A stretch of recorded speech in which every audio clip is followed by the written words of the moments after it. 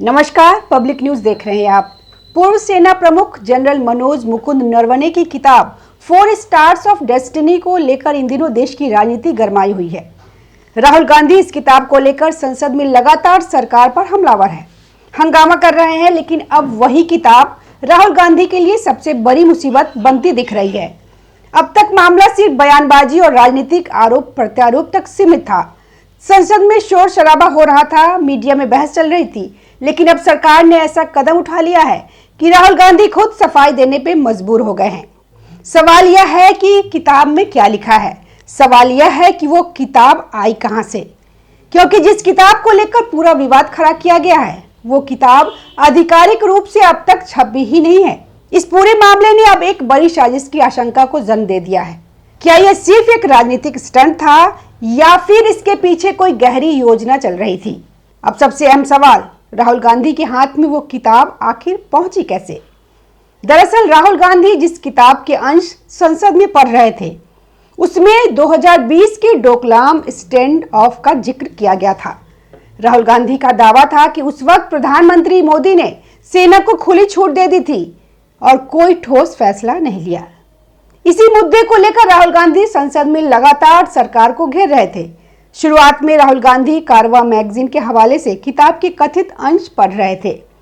तब तक मामला उतना गंभीर नहीं था क्योंकि वो किसी थर्ड पार्टी रिपोर्ट का जिक्र कर रहे थे। लेकिन असली विवाद तब शुरू हुआ जब राहुल गांधी अचानक उस किताब की छपी हुई कॉपी लेकर मीडिया के सामने आ गए। उन्होंने कैमरे के सामने किताब के पन्ने दिखाए और दावा किया कि यह वही किताब है जिसे रक्षा मंत्रालय ने मंजूरी नहीं दी है। यहीं से मामला पूरी तरह पलट गया, क्योंकि जब किसी किताब को रक्षा मंत्रालय से मंजूरी नहीं मिली होती तो वो कानूनी रूप से छप ही नहीं सकती। ऐसे में सवाल उठना स्वाभाविक था कि अगर किताब छपी ही नहीं तो राहुल गांधी के हाथ में वो कॉपी आई कहां से? यही वजह है कि दिल्ली पुलिस ने इस मामले में एफआईआर दर्ज कर ली है। एफआईआर में यह जांच की जा रही है कि यह किताब कैसे लीक हुई, किसने इसके पन्ने छापे, किसने इन्हें वितरित किया और राहुल गांधी तक ये कॉपी कैसे पहुंची। किताब अभी ऑफिशियली तरीके से पब्लिश हुई ही नहीं है और इसे एक अनपब्लिश्ड बुक मानते हुए दिल्ली पुलिस ने स्पेशल सेल को जांच की जिम्मेदारी सौंप दी है। यानी राहुल गांधी ने जिस बुक का हवाला देकर संसद में बखेरा खड़ा करने की कोशिश की, अब राहुल गांधी की मुश्किलें उस मामले में बढ़ती हुई नजर आ रही है। सवाल यह है कि क्या राहुल गांधी इस किताब को रखकर या दिखाकर खुद फंस गए हैं? क्योंकि जिस तरीके से अब दिल्ली पुलिस ने मोर्चा खोल दिया है, एफआईआर दर्ज कर ली है, जांच अब शुरू होगी, तो जाहिर तौर पे यह चेहरे बेनकाब होंगे जिन्होंने एक अनपब्लिश्ड बुक को इस तरीके से जो है ऑनलाइन प्लेटफॉर्म या अन्य तरीके से उपलब्ध करवाया। तो मुश्किलें कहीं ना कहीं राहुल गांधी की भी बढ़ेगी। इस केस में एक और बड़ा नाम सामने आया, किताब के आधिकारिक प्रकाशक पेंगुइन रैंडम हाउस इंडिया का। जब तक राहुल गांधी किताब लहराते रहे तब तक पेंगुइन इंडिया चुप बैठा रहा। लेकिन जैसे ही एफआईआर दर्ज हुई, पेंगुइन इंडिया ने आधिकारिक बयान जारी कर दिया। उन्होंने साफ कहा कि 4 स्टार ऑफ डेस्टिनी नाम की यह किताब उन्होंने न तो प्रिंट की है और न ही डिजिटल फॉर्मेट में जारी की है। उन्होंने यह भी कहा कि अगर किसी के पास इस किताब की कोई भी कॉपी है तो वो कॉपीराइट उल्लंघन के दायरे में आती है। अब यह बयान आते ही राहुल गांधी की मुश्किलें कई गुना बढ़ गई, क्योंकि वह खुद मीडिया के सामने दावा कर चुके थे कि किताब छप चुकी है और वह उसी किताब के आधार पर संसद में सवाल उठा रहे थे। यहाँ सवाल उठता है कि अगर पेंगुइन इंडिया ने किताब छापी ही नहीं तो राहुल गांधी की वो किताब कहां से किसने दी? अब राहुल गांधी की तरफ से जवाब आया कि पूर्व सेना प्रमुख जनरल नरवणे ने खुद दिसंबर 2023 में ट्वीट किया था कि यह उनकी किताब है और इसका लिंक भी शेयर किया था। राहुल गांधी इसी ट्वीट का हवाला देकर कह रहे हैं कि किताब मौजूद थी और प्री ऑर्डर के लिए उपलब्ध थी। लेकिन जब इस ट्वीट की गहराई से जांच की गई तो वहां भी कई चौंकाने वाली बातें सामने आई। जनरल नरवणे का जो ट्वीट सामने आया है उसमें उन्होंने लिखा था कि उनकी किताब उपलब्ध है और इसे पढ़ा जा सकता है, लेकिन उसमें कोई सीधा लिंक नहीं दिया गया था। उन्होंने सिर्फ पेंगुइन इंडिया के एक स्क्रीनशॉट की तस्वीर शेयर की थी जिसमें अमेजन पर प्री ऑर्डर की बात लिखी हुई थी। अब सवाल यह है कि जब ट्विटर पे रीपोस्ट या रीट्वीट का विकल्प मौजूद होता है तो जनरल नरवणे ने सीधे पेंगुइन इंडिया का ट्वीट रीट्वीट क्यों नहीं किया? स्क्रीनशॉट डालने की जरूरत क्यों पड़ी? इसके बाद जब लोगों ने पेंगुइन इंडिया का ट्विटर अकाउंट खंगाला तो वहां दिसंबर 2023 की तारीखों में ऐसा कोई पोस्ट नहीं मिला जिसका स्क्रीनशॉट जनरल नरवणे ने शेयर किया था। यानी जिस पोस्ट का स्क्रीनशॉट दिखाया जा रहा है वह पेंगुइन इंडिया के अकाउंट पे मौजूद ही नहीं है। अब यहाँ एक और दिलचस्प मोड़ आता है।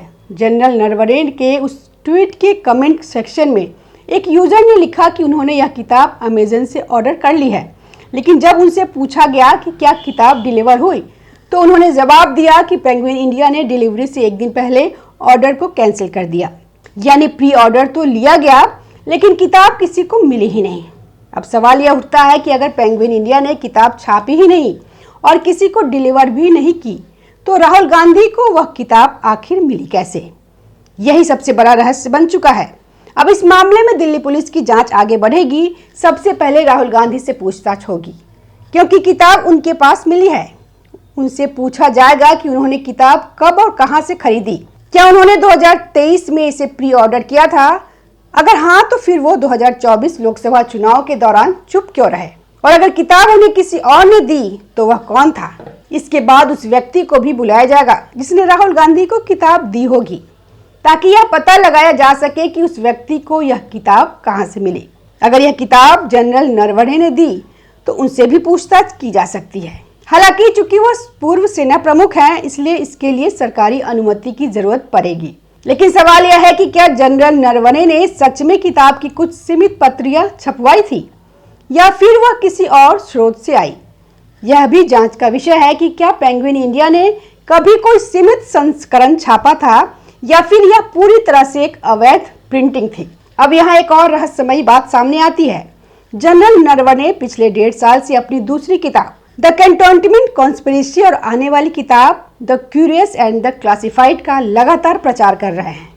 सोशल मीडिया पर इंटरव्यू दे रहे हैं, लिंक डाल रहे हैं, वीडियो शेयर कर रहे हैं, लेकिन 4 स्टार्स ऑफ डेस्टिनी के बारे में उन्होंने दिसंबर 2023 के बाद कोई पोस्ट नहीं किया। इतना ही नहीं, जनवरी के अंत तक वह सोशल मीडिया पर बेहद सक्रिय थे, लेकिन जैसे ही संसद सत्र शुरू हुआ और यह विवाद गहराया उन्होंने अचानक पोस्ट करना बंद कर दिया।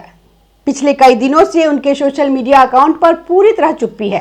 अब सवाल उठता है कि क्या यह सिर्फ संयोग है या फिर किसी कानूनी सलाह के तहत उन्हें चुप रहने को कहा गया है या फिर इसके पीछे कोई और वजह है। इन सभी सवालों ने इस पूरे मामले को एक साधारण राजनीतिक विवाद से निकालकर एक संभावित साजिश की दिशा में मोड़ दिया है। सरकार का कहना है कि यह सिर्फ कॉपीराइट उल्लंघन का मामला नहीं है बल्कि राष्ट्रीय सुरक्षा से जुड़ी जानकारी के अवैध प्रसार का भी सवाल है। अगर कोई किताब रक्षा मंत्रालय की मंजूरी के बिना छपी या लीक हुई है तो यह गंभीर अपराध की श्रेणी में आता है।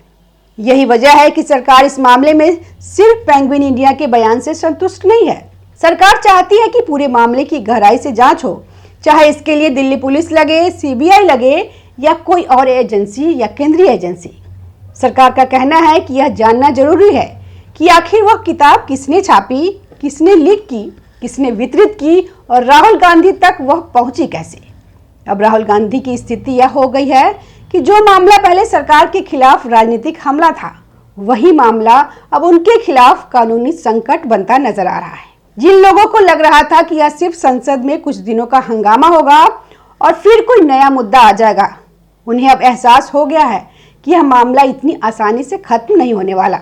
अब राहुल गांधी को जवाब देना पड़ेगा, सिर्फ संसद में नहीं बल्कि कानून के सामने भी। सबसे बड़ा सवाल यही है कि क्या यह पूरी कहानी सिर्फ एक राजनीतिक हथकंडा थी या फिर इसके पीछे सच में कोई गहरी साजिश थी जिसमें किसी किताब को जानबूझकर लीक किया गया ताकि सरकार को घेरा जा सके। अगर ऐसा है तो यह मामला सिर्फ राहुल गांधी तक सीमित नहीं रहेगा बल्कि इसमें कई और बड़े नाम भी फंस सकते हैं, चाहे वो प्रकाशन संस्थान हो, पूर्व सेना अधिकारी हो या राजनीतिक दलों से जुड़े लोग। यही वजह है कि अब यह मामला सिर्फ राजनीतिक विवाद नहीं रह गया बल्कि एक संभावित आपराधिक जांच में बदल चुका है। सरकार का साफ कहना है कि इस पूरे मामले की तह तक जाना जरूरी है क्योंकि यह सिर्फ एक किताब का मामला नहीं है, यह देश की सुरक्षा, कानून व्यवस्था और संवैधानिक संस्थाओं की विश्वसनीयता से जुड़ा हुआ है। अब देखने वाली बात यह होगी कि दिल्ली पुलिस की जांच किस दिशा में आगे बढ़ती है। क्या राहुल गांधी यह साबित कर पाएंगे कि उन्हें किताब वैध तरीके से मिली थी या फिर यह मामला उन्हें और गहरे कानूनी संकट में डाल देगा। फिलहाल इतना साफ है कि जिस किताब को लेकर राहुल गांधी सरकार पर हमला कर रहे थे, वही किताब अब उनके लिए सबसे बड़ी परेशानी बन चुकी है। और अब सवाल सिर्फ इतना नहीं है कि किताब में क्या लिखा है, सवाल यह है कि वह किताब आई कहां से। धन्यवाद। वीडियो को लाइक कीजिए, शेयर कीजिए और चैनल को सब्सक्राइब जरूर कीजिए। ताज़ा खबरों से जुड़े रहने के लिए हमारे चैनल को सब्सक्राइब करें और बेल आइकन को दबाना ना भूलें, ताकि हर खबर की नोटिफिकेशन आपको मिलती रहे।